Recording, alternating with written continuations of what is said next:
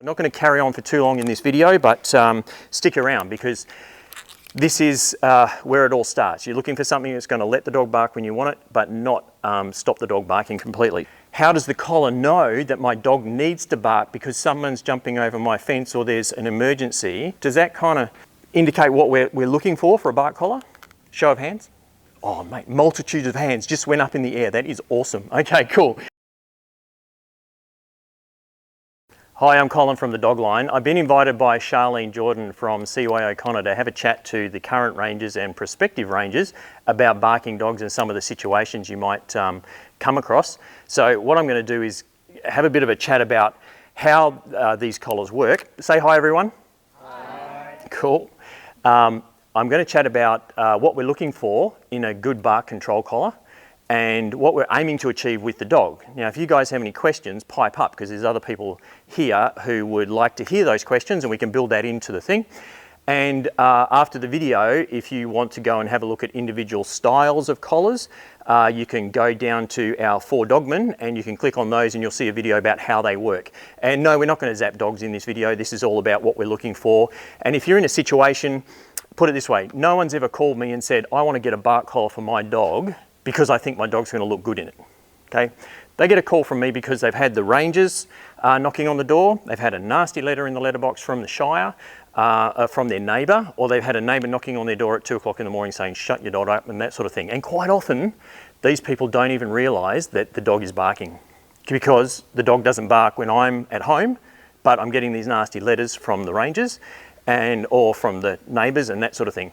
And what I want to do as well is sort of say, well, you guys are the meat in the sandwich.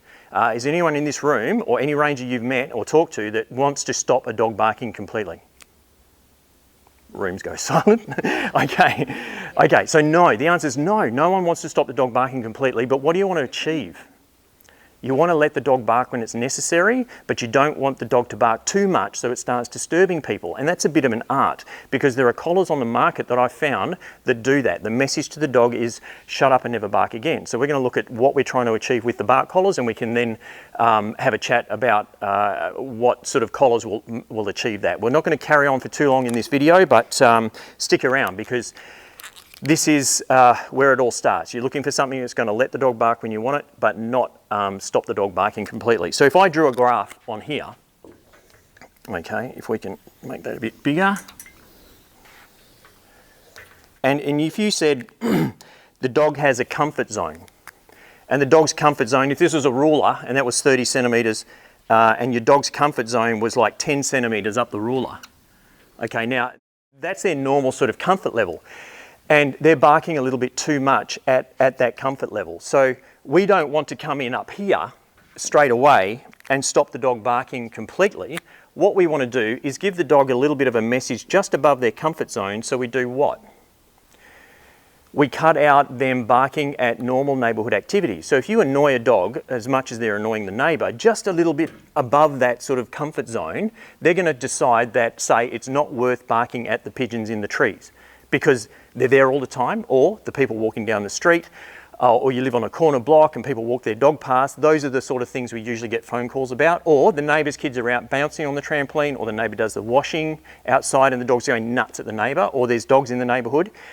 And other dogs are barking and it triggers the dogs to bark. So we've got those triggers, but they're not worth the dog. The other thing to consider is when the dog barks, we don't want the dog to extend their barking level for too long. So we're looking at trimming down the amount of times the dog barks on occasions by, say, 60 to 70%. And we want to trim down the length of time the dog keeps barking by about 60 to 70%, so that we get into that comfort zone of the dog's barking, but he's not barking to the point where it's unacceptable levels or nuisance, considered nuisance barking. Is that correct? Oh, I got a yes. Good. All right. So this is the danger zone. Okay, so we can call this your neighbour's tolerance level up here. Now, in that tolerance level, if your dog's barking gets up to that tolerance level too often, so his comfort zone's there, he's just cruising along nicely, And if his tolerance, if his barking goes up into there, that's okay if he comes straight back down. But if he starts to go up into that sort of bad tolerance level, he gets those triggers, and he spends too much time in this zone before he comes back down and settles down, then that's when you're going to get into trouble with these nasty letters. So what we're looking for is a collar that either, there's different types. You can set the level yourself, so you can put a lid on the problem and get a collar that might come in at this level all the time. Then, once the dog's trained over a certain period of time, you may not need those levels. So you could possibly get a collar that would have something called Temperament Learning, and with the Temperament Learning, it would increase gradually, and then as the dog kept barking, it would increase, and then the dog stops barking, and the dog's level comes back down here. Then the collar starts to increase. Now with Temperament Learning, it's quite tricky because it will learn that the dog doesn't like number 4, and it'll start to come in at number 4. So it will forget about these levels and come into that sort of level there. Or you could get something that has progressive correction, which means that the collar comes in just above this level, and as the dog keeps barking, it will increase, and then the dog stops barking, it'll automatically come back down to that level there. And then if the dog barks again, it will start increasing, gets to a level where the dog stops barking, then it automatically drops back down.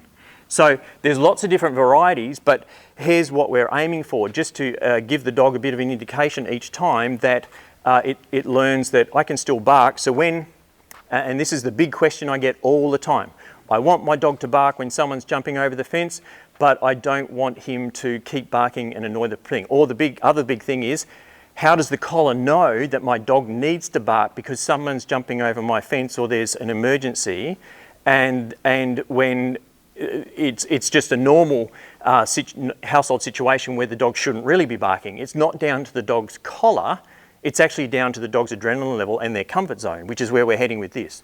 So if your dog is cruising along at this level and he's barking too much, if you come in at this sort of level each time with a correction on a collar, he's pretty soon going to give up at barking at 70% of the things in the neighbourhood, like people walking past, which they do every day at 3 o'clock, the postie comes at 3 o'clock, not really worth barking at it. And if your dog does consider that it's worth barking and going up into this zone here, that's fine, but then the collar starts to increase, and we're just going to shorten the length of time that he spends in that zone, which is the neighbourhood annoyance zone. Is that right? And then bring him back down to here.